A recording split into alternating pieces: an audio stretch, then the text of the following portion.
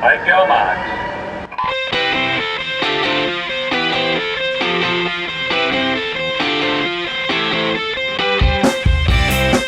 You're listening to the Pullbuoy Podcast. Hello and welcome back to the Pullbuoy Podcast. Steve here, and for this episode I have a great guest, someone who was the Pullbuoy Female Swimmer of the Year for 2022. But before I introduce her, a quick request, please do leave us a review on Spotify or Apple. It really helps spread the word and we'd really appreciate it. But with that done, let's get into it. So my guest today on the Pullbuoy Podcast is one of the Pullbuoy Swimmers of the Year for 2022. Delighted to welcome Imogen Clark. Hello, Imogen. Hi, are you alright? Thank you for having me. No, it's great. It's great for you to be here. I'm really, really pleased, really excited to talk to you. So, as I say, you were one of the Pullbuoy Swimmers of the Year for last year. You must have been so happy with the way things went in 2022. Oh gosh, yeah, so happy. Like, it was a year that I just didn't expect, couldn't have even imagined of doing last year. It was the best year of my whole career, I think. I mean, what expectations did you have coming into last year? I mean, it turned out brilliantly, but had you set yourself any aims at the start? I think my main aim starting the year was to make commies. I knew that the selection policy included 50s for commies, so I think where I believed I was in training, I knew that was a reasonable aim for me, was to qualify for commies and try and get myself on the podium. That was my aim from the start, and then everything else that kind of happened was something I'd not really even thought of because I didn't know that was possible. Well, though that Commonwealth Games meet went very well for you, obviously, a silver medal and a British record in 30.02. I mean, you must have felt you had a chance at the podium. I mean, looking at the competitors and everything, but things don't often pan out exactly how you want. So, how did you go into that meet? Were you confident that something good could happen? Yeah, definitely. I mean, back in the trials to qualify for commies, I posted my fastest ever time in around 4 years, I think, back in April. So I knew there was some speed there. I knew I was kind of back to where I used to be. And for me, getting to go and race at my first ever Commonwealth, they just kind of took the whole pressure away from, I knew where I was going in. I'm not oblivious to all the other competitors and my rankings. I know where I stand. But for me, that was just a chance to perform with, my family watching. That doesn't often get to happen. I've never worn the England kit before, so for me, it was just a matter of to go and do what I do. I felt like I'd proven myself at trials, and that was the weight off my shoulders then, and it was a chance just to go and really enjoy the games, and I loved it. And any kind of, regret is the wrong word, but any wish for those extra 3/100ths of a second to sneak under 30? Yeah, that 29 has been bugging me for absolutely ages now. That was probably the first thing I thought when I finished at commies. I was like, 29, that was so close again. To be fair, I thought I'd got it in me at commies. I think the run up to commies wasn't exactly ideal. I mean, my coach left a few months before commies, so I knew the run up to commies was very much, I just had to do what I knew I could do and take it on my own back a little bit. But that 29 will definitely come at some point. But I was just thrilled to get on that podium. And lots of people who competed in Birmingham have said how good the atmosphere was, and especially being a home games, being on the England team in England. What was it like going up to get that medal? Oh, honestly, the best thing I think I've ever done. Racing, it was the loudest environment I've ever been in, and walking out to the podium was just so emotional. Look to my left, and my whole family, friend, girlfriend, people who've been there from the very start were there watching, and it was just so emotional the whole time. All the music was going off. I was just trying not to cry, to be honest. It was that memory is something I think that will live with me forever. Was just looking over and seeing everyone. Well, it was a great achievement to take that medal. Obviously, a great time, great atmosphere to be in. But you went straight on from there to the European Championships as well in Rome, and picked up another medal with a bronze over there. Were you expecting to be able to bounce on from Birmingham to Rome? Did that come as a surprise, or was that always a plan? No, it was a complete surprise. I didn't even know I was on the Europeans team until the Commonwealth Games was finished. So got selected onto the team with, I think it was a 3-day turnaround from me finding out to then flying out to Rome. But that whole meet was just absolutely bizarre. I didn't know I was even on the team. And then land in Rome and I've got COVID. So then I had a full week in my hotel room, not knowing if I'm going to swim or not. Thankfully, the 50 breast was right. I think it was the very last day. So I got let out of my isolation the night before the 50 breast heat started. So that whole meet was, it was so strange. I dived in for my race at the side of Pilato, who holds the world record holder, and I'd not touched the water for over a week. So it was a good laugh, really. That meet was just because I had no pressure on myself to perform, and to come away with a medal I was absolutely chuffed to bits with that. What did you do with yourself for that week? I mean, I remember seeing on your social media that you were trapped, inverted commas, in your hotel, but you obviously still hoped that you would get to swim. What were you doing to kind of keep yourself sane or to keep yourself in physical condition? Yeah, it was actually really tough. I just had to take it a day at a time. From being 3 days in isolation, I was negative, so I was hoping I'd be able to get let out early. So that kind of spurred me on a little bit, and then there was the news that I definitely wouldn't. So then I was back in a little bit of a downhole again. Because obviously going to 30 point at commies, I normally bounce competition to competition quite well. Competing at the ISL, when you're competing every week, I know I can bounce back and get faster. So I was like, it was my one chance for, a personal kind of thing was to tick off the 29, hopefully in Rome. So when I knew that was kind of not going to be likely, I just tried to enjoy my time in the room, to be quite honest. I had a balcony, thankfully, so I got out in the sun a little bit. I ordered a colouring book, did some colouring, and I just kind of lived for my meals, So that's how I kind of managed my time. Well, you did get to swim, obviously, and was it bizarre? I mean, did you do a warm up or anything on that morning of those heats, or did you, just go straight to the race? How do you do things normally? Yeah, no, I did a warm-up for the race. It was a lot slower warm-up than what I'd normally do, just trying to get some feel for the water, lots of sculling, trying to dive off the block again. Just everything felt so strange.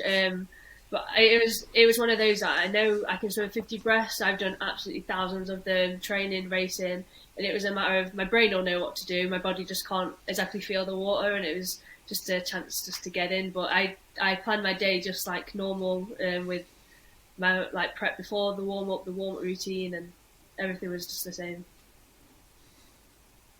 And you say you had Benedetta Pilato next to you, the world record holder, and also and Ruta Meilatyte, who obviously I think won, but who's another great swimmer. So you had some stiff competition to come back against as well. Oh yeah, it was like massive competition, but I absolutely love that.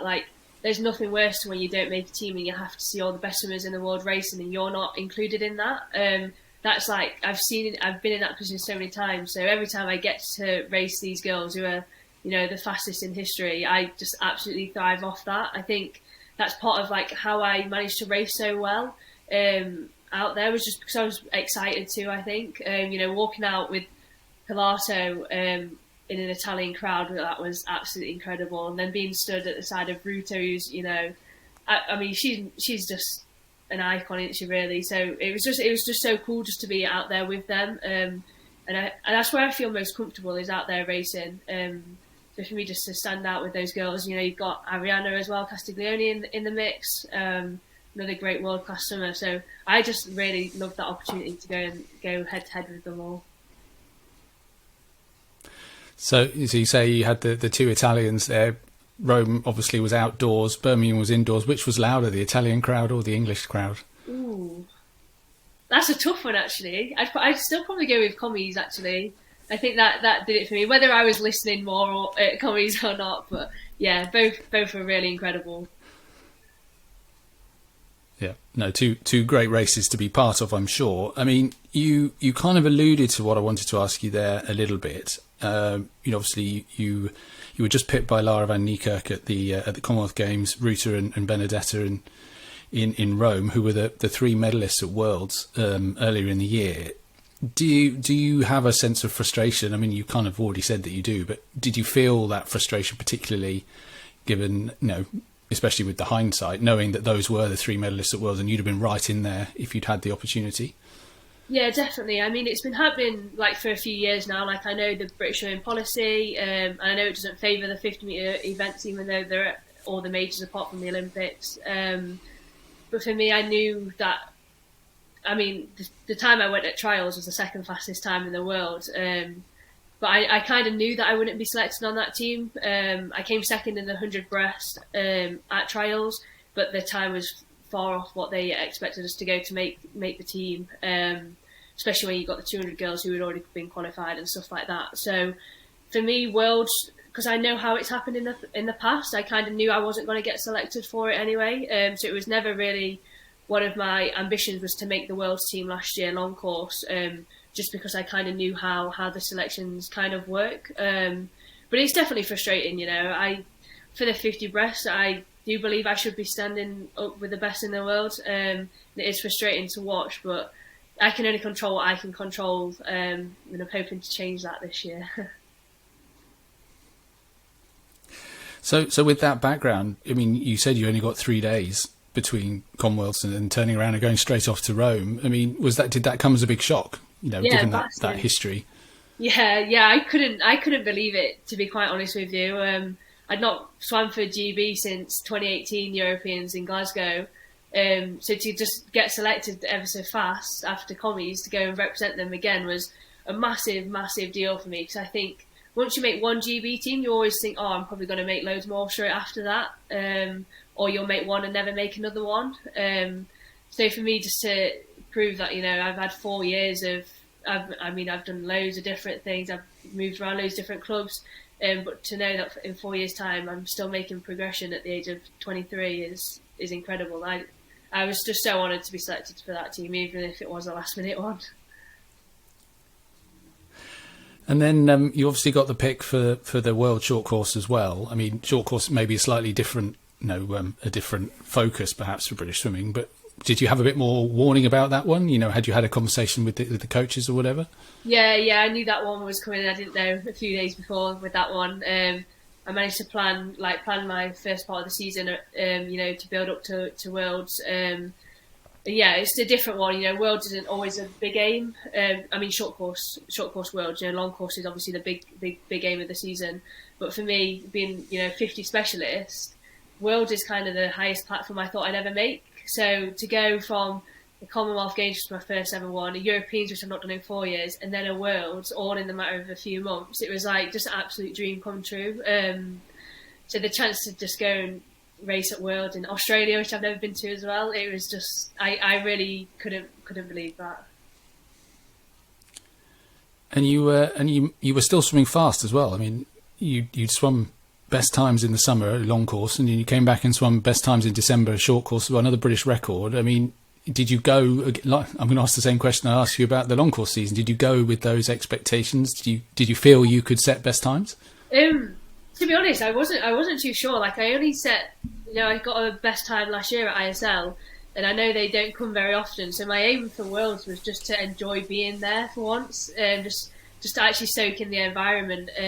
Since starting back training in September, my whole focus has been towards the 100 breast. So I've not trained much speed at all. So going into Worlds was a little bit like I wouldn't have lost the speed, but I've also not trained the speed. So it was a little bit of a different one. The pressure was kind of off. I think I was very much the underdog going on that team, and just being in that environment. So for me, it was just a matter of going and smashing it and knowing what I can kind of do without the training for it. But I just loved it. I knew everyone in the core room, but I've never raced them at World Championships, and I think I've always known in myself that I'm one of the best in the world from the rankings and the stuff you see online and the stats. But to actually say now that I came 6th in the world is just something I never thought would be coming out of my mouth.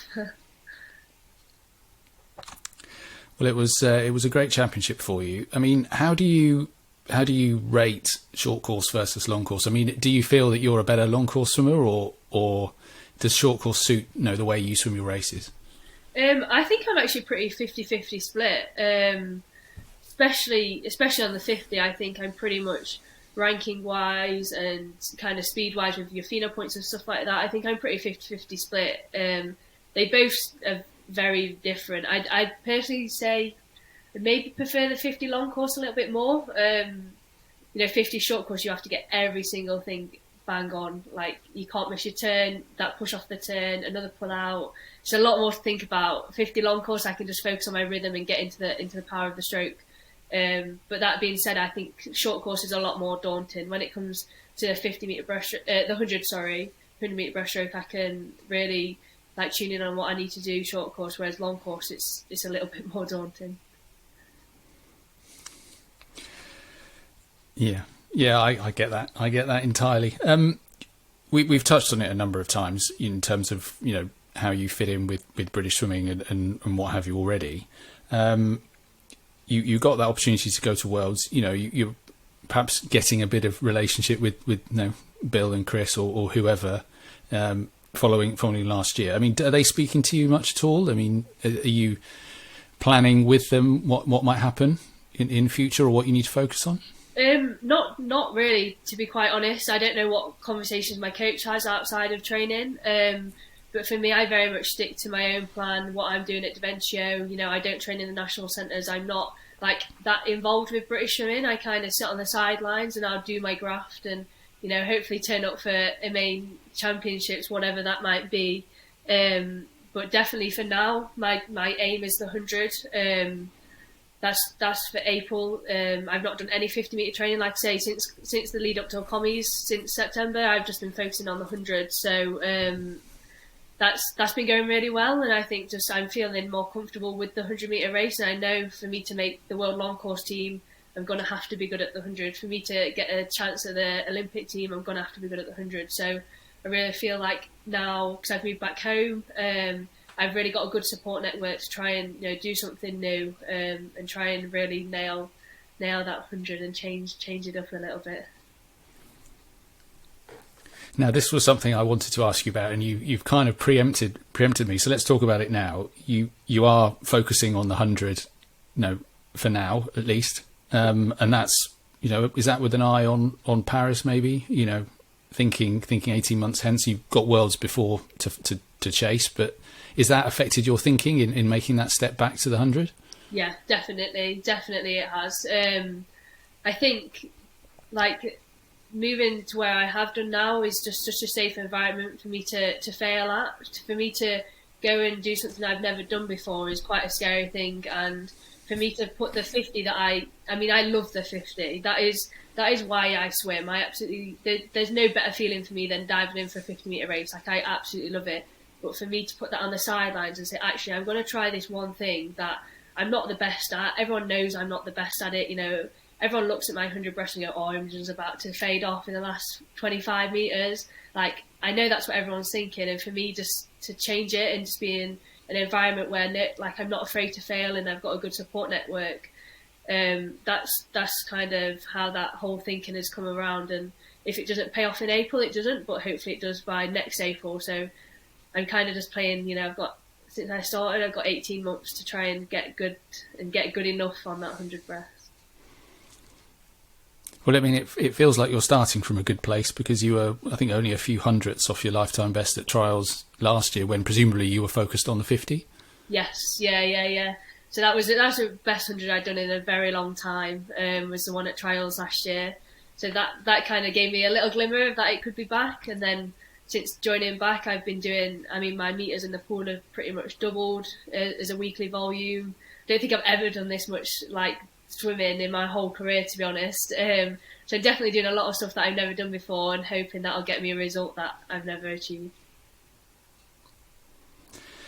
I mean, have you seen, an opportunity in the 100? I mean, the Olympics is obviously an aim for everybody, but does it feel like there's an opportunity for you right now? Obviously, Molly has retired, Sarah Vasey has retired. There's that gap maybe even for the medley relay. Was that a factor in making that decision? Yeah, 100%. That was a big factor. I always knew last year to make Worlds, it'd be a matter of having to beat. Molly wasn't at the trials for Worlds. I think she'd already been selected from I don't know what. But I always knew it's going to be a matter of racing Sarah and beating her to make any long course team. And like I say, now both those two have gone. There is definitely a bit more of a gap, a bit more of an opportunity. You never know who's going to come through. There's also Cara Hanlon. great under breaststroker faster than me. There'll probably be some amazing 16-year-old coming through. That's always happening.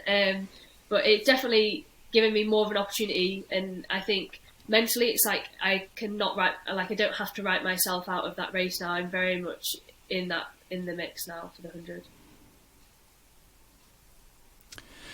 Well, you said you're back at Derventio, where everything started for you, a few years ago. How is that going? I mean, you say you're doing more swimming, more meters with that 100 focus, but are you enjoying being back there?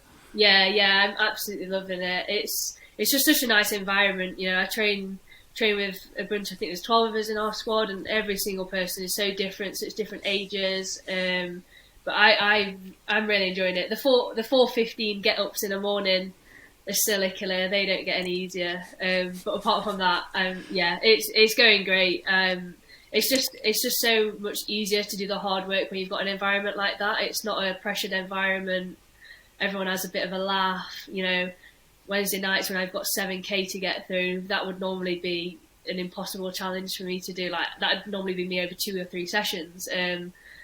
So the fact that, I just think the group is great, and I think John, our coach, has just created that environment as well, which is just very safe and very enjoyable. And if someone's struggling, we'll all just laugh about it. And I think that's just the beauty of being back home now. I can have that relaxed environment, and then also come home and keep that relaxed environment. I mean, obviously, before that move, you were training with Zoe Baker in Winchester. She knows a thing or two about 50 metres breaststroke, obviously, but probably a very much more a sprint-oriented kind of program, which would have fitted your priorities at that point. Yeah, definitely. Yeah, moving down to Winchester was a great move for me at the time. I loved it down there. It was great to work with Zoe. Like I say, she knows a fair bit about 50 breaststroke. I think it's just great to work with different coaches and find out what their thinking processes are, what they like to do, and trying new things. Even just being at ISL, I've worked with a lot of different coaches, and I think all that is kind of what adds to my swimming. Now I can go to John now and say, I've tried this with whoever, and I've done this with whoever, and we can try snippets of all my different coaches and knowledge that people have given me. I can now keep implementing that. So I think the move down there was great for me at the time. Were you attempted at all to do what Lewis and Kayla did and move to Australia with Zoe when she went? To be honest, no. I am very much a home girl. I don't think I could be that far away from my family, especially this year. My sister was pregnant, got a little niece now, who's 8 months old. So I knew that my sister was obviously pregnant before they all moved out to Australia, and I very much wanted to be a part of that and see the little one grow up. So that was pretty much a big reason for moving home, even just from Winchester back up to Chesterfield. I just wanted to be a part of that. So no, I wasn't swayed. I don't think anyone would criticise you for that at all. I wanted to ask you. I mean, you've spoken before about it, but your epilepsy, and just with the change in focus of your training, obviously increased the volume massively. Has that been something you've had to think about in how you've transitioned from the shorter stuff? Yeah, not with my epilepsy. That's all controlled and has been since I got put on the right medication when I was 15.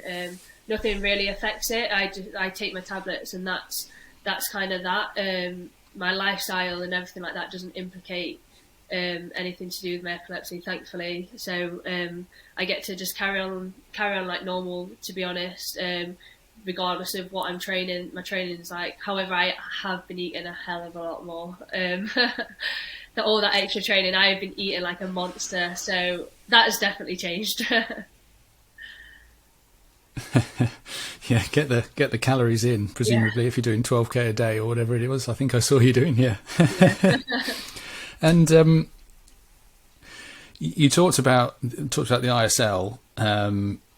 The opportunity to work with different coaches and so on. It felt from as an outsider looking in, it felt like the ISL would be a really good thing for someone like you, who was a sprinter, who wasn't necessarily on national funding or whatever. A bit of a gun for hire, if you like. Obviously, things didn't work out quite that way, and where the payment issues are well publicised and so on and so forth. But how did you find the ISL as an experience?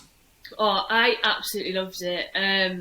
Like the ISL was kind of like just the one thing I could really focus on and enjoy. Like you say, not on funding, so the money aspect of it is kind of what kept me in the pool. If it wasn't for ISL in 2019, I would have probably had to have quit because there was no chance I could have carried on swimming without the money. So for me, it's been my lifeline, ISL has, in all honesty. But as well as the money, it's just so much fun. Like I got to, like the first year, you know, for me, who's someone who of world-class standard but has never really been in that world-class field, to see all the athletes there, I was absolutely starstruck. And I remember 2019 with Energy Standard, I just couldn't believe who I was like standing with and training with. And I think I've done all 3 rounds, like 3 years of the ISL, and every year I think I've gained more confidence to speak to those people who I'd probably put on a massive pedestal. And I've just learned so much. You know, I get to Alia Atkinson was like she's an absolute hero of mine. I think the first year I didn't dare speak to her, and then the second year I did, and I was very glad I did. So you just learn a lot from not only the coaches but the athletes and how they carry themselves and their little tricks that they know. And I just absolutely loved it. It was so much fun racing out there. And obviously we don't know what will happen with it, you know, with events in the world, but it sounds like something you'd be keen to do again if it came back in some shape or form. Oh, definitely. Yeah, like you say, it's hard at the minute. I don't know if anyone knows too much what's going on, and I think what's happening over in Turkey is obviously devastating, and I think that's the main thing that gets sorted now, not us racing at a competition. But definitely, if ISL came back round, I'd be on it. If I was invited, I'd be on it straight away. Yeah. I mean, and you say that was something that kept you in the sport. I mean, it feels like you've been around for ages, but of course, as you say, you're only 23, so you know you could be just hitting your peak. But you know that was critical, really, was it, to keep you going? Yeah, definitely. Like I say, I have been around for ages. I was at the club the other day and was on about trials, and most of the guys have only done 1 or 2, British Championships in April, and I think I've done 10 of them now. So definitely been around for a while. But that definitely what kept me swimming. I think after 2018 at Glasgow for the Europeans, and then getting kicked off funding, it was almost like I don't really know what I'm going to do now. I don't know where my career was going then. I didn't know what teams to aim for or what direction to go in. So 2019 ISL just kept me. It gave me a focus on what to go and do, what I wanted to go and like my main meet of the year, if you like, and it just kept me financially going. Just struggling this year with obviously the payments from last year's ISL, but it's definitely kept me going to a point where now I feel like my career is just getting started again. I've had the best year of my whole career at the age of 23, and I think if someone's doing 50 metres and 100 metres, you know, you've got the best in the world to go until they're 30, so I think I've still got time. And I mean, obviously you're back near your family, which presumably helps. I mean, are you having to do other stuff around your training to live, I suppose, for want of a better word, you know, to help support yourself, as well as doing all those meters? Yeah, definitely. So I work for a schools company. It's called Sports for Championships. It's like a charity, and we get to go into schools and do like PE lessons, fitness classes with them. So I get paid for doing those. So like little bits of work with schools, and I've got my own sports massage business that I'm trying to build. So do the odd massage and get some money for that. But it is really difficult to find the funding for it. Thankfully, I've saved a lot of my ISL money, and you know only spent what I need to. So I'm kind of still getting the last bit of that really to keep me going, but it is really difficult. I think after April there'll be a time to reevaluate and see if I need to get a part-time job somewhere. I'm just trying to get to April and see what the outcome is of that, and then see again, I think, and that's how I kind of get along with my season, is I go snippet by snippet and see what I need to do and what comes next, really. Well, it's certainly another thing to balance with all of the hours in the pool. Where can people find your sports massage? Give it a plug. It'll be on my Instagram. It's in my bio. There we go. Find Imogen on Instagram if you're in the Derbyshire area and need some sports massage. So hopefully that will keep you going till April at least. If we go back to the pool, we've seen you doing a bit more freestyle in the last couple of months. Is that a thing for you? I mean, you won the national title, a national title in December, and you swam on that relay in Melbourne. Is it something you might think about long course as well? I mean, we've mentioned Ruth already. She was a handy freestyler. Someone like Jessica Hardy, she swam 50 free and 50 breast internationally. I mean, is that a thought, or are you 100% in for the breaststroke? No, I think I am pretty much 100% in for the breaststroke. If I jump in and swim freestyle, it's often just for a little bit of fun. I'm a strong power athlete, so I think I can jump in and pretty much swim any 50 metres if I needed to. But I also just love it. When training gets tough on breaststroke, I'll often just switch to freestyle and train a little bit of that. If my breaststroke time is off one day because I'm just tired, it's often my next go-to is to do a little bit of free. But it's really hard to get somewhere just race freestyle long course because I've not got any times because I've not swam it in so many years. I'm trying to find a meet so I can go and actually get a new time so I can start entering and racing it because I do love it. 53 is a great one. I've done the odd 100 free in the relays long course and I love it. In Melbourne, that 4x50 relay was incredible. I just had so much fun doing that and just a different focus, getting to swing my arms around. I loved it, and like I say, a lot of power breaststrokers can do a 53, so definitely something that's like a half open door for me to play around with. All right, well, we'll keep our eyes on that as the season progresses. See how your 53 pans out after a bit of a gap. Probably we'll start drawing things to a close. I mean, I think you've probably given us a good clue anyway. But what are your aims for this season? I mean, what are you hoping to get out of 2023 apart from a 29.50 breaststroke? I'd like to make the world's team. That is my real big goal for me. Just to make that long course world's team would be absolutely incredible, and that's my aim, and that needs to get done in April. I think that would just be amazing. It's something I've never made, and I think the validation of doing that and doing it off the 100 breast would just be something that I feel like I've really not deserved. I know everyone works hard, but I've definitely put the graft in to make this the 100, and I think going to Worlds and qualifying on the 100 and actually getting to race the 50 as well would be the dream. Well, we wish you all the best in that challenge, because I know the 100 breaststroke times are crazy. I think I would describe them for qualification, but the opportunity is there, and good luck for that. I hope it all works out for you. Thank you very much. Cheers. Terrific hearing from Imogen, who's making her own way in swimming right now. That's it for this episode. Don't forget to check out the Pullbuoy store at pullbuoy.co.uk/store. And if you want to get in touch, you can do so via @Pullbuoy on Twitter, @PullbuoyUK on Instagram, or at www.pullbuoy.co.uk/contact. Until the next time, thanks for listening.